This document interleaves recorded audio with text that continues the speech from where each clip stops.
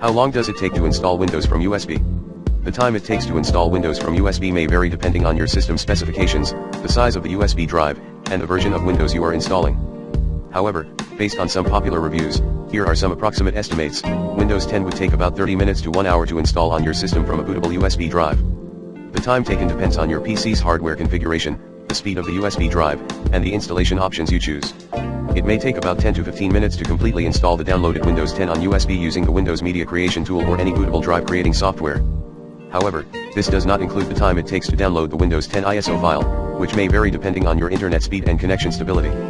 It might last for 30 minutes to 2 hours to install your Windows 10 from a USB, but this is not a precise time. Therefore, you should have enough time to finish the installation process.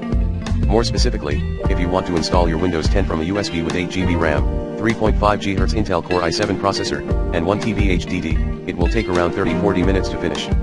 These are just some of the sources that provide information about how long it takes to install Windows from USB. You can check out the links for more details and tips on how to create and use a bootable USB drive for Windows installation.